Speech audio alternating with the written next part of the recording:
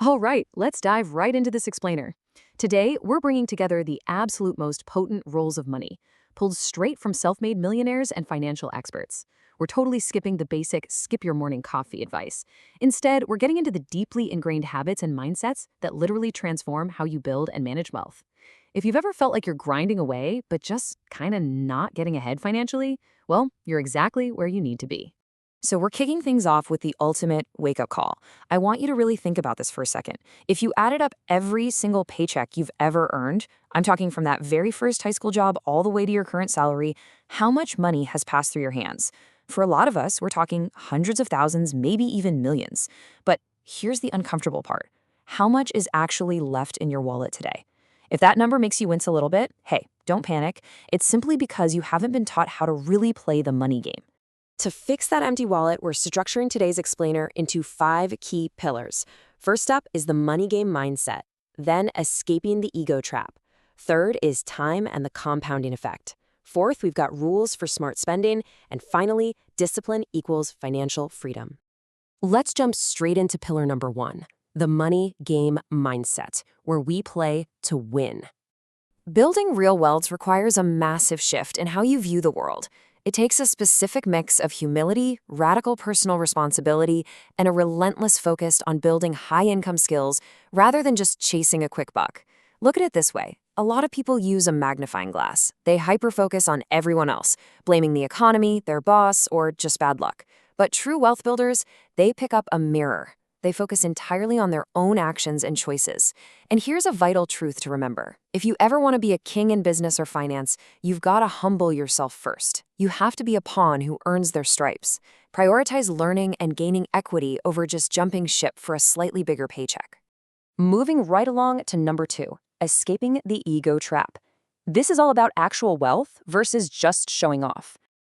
Honestly, the biggest psychological hurdle keeping people broke is what's known as the man in the car paradox.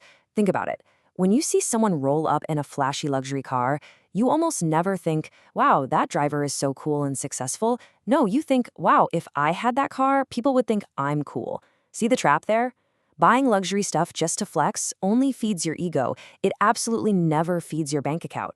You're literally sacrificing your future financial freedom just to project this illusion of wealth to total strangers who are really just imagining themselves in your shoes anyway. So, the real secret here is that true wealth is actually hidden. It's the investment portfolios, the savings, the security, stuff you can't exactly wear on your wrist. Because when ego takes the wheel, no amount of money is ever enough. Just look at the crazy story of Raja Gupta. This guy had a staggering $100 million net worth. But because he constantly compared himself to billionaires, he let his ego and his greed push him into illegal insider trading, and it landed him straight in prison. He literally risked what he had and needed for what he didn't have and didn't even need. Which brings us perfectly to pillar 3, time and the compounding effect. Or as I like to call it, the ultimate multiplier. Let's look at a tale of 2 absolute legends. A lot of folks actually consider Jim Simons to be a way better investor than Warren Buffett. I mean, Simons pulled off a staggering 66% annual return compared to Buffett's 22%. But here's the wild catch. Simons started investing at age 50, Buffett started at age 10. Because Buffett gave his money decades more time to compound, his overall wealth is just astronomically larger. That compounding gap becomes mathematically impossible to close. It just goes to show that sheer time in the market, not necessarily a crazy high return, is your absolute best wealth multiplier. And we see this exact same compounding magic in our everyday choices too. Let's take a super common habit, like buying a 100 rupee pack of cigarettes every day.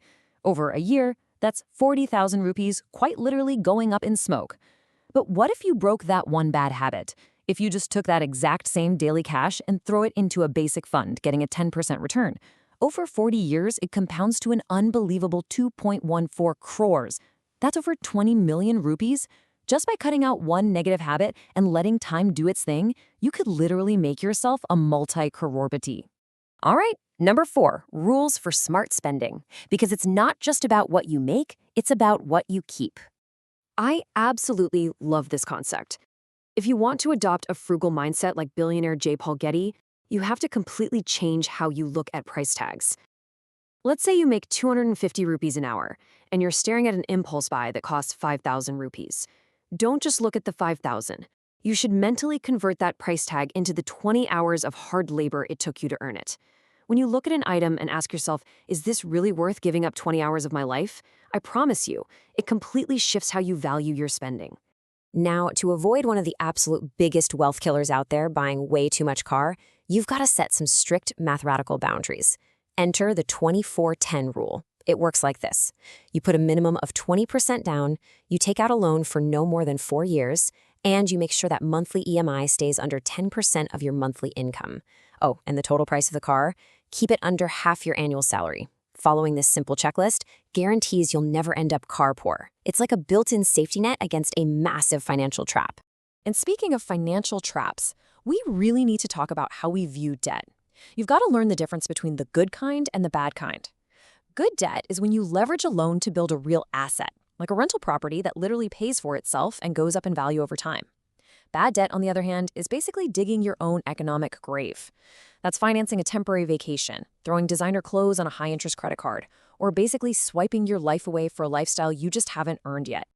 And finally, that brings us to pillar number 5, discipline equals financial freedom. Let's talk about the weekly action plan. The legendary business philosopher Jim Rohn always said that financial success isn't about making giant, impossible leaps. It's actually just about a really simple weekly planning system. Step 1, track exactly where every single dollar or rupee is going. Step 2, tell your money exactly where to go with a clear 7-day plan. And step 3, sit down every single Sunday, review how you did, and adjust for the next week. It sounds basic, right? But by doing this, you're intentionally delaying comfort. You're forcing yourself to think before you swipe. And you're taking absolute, meticulous control of your money before it takes control of you. To wrap up this explainer, I want you to think about this quote for a second. If you don't take control of your money, it will take control of you. So I'll leave you with one final provocative question. Are you going to choose the temporary pain of discipline today, sitting down, looking in the mirror, and facing your numbers? Or are you going to choose the permanent, crushing pain of financial regret tomorrow? The choice is entirely up to you. But the time to decide, that's right now.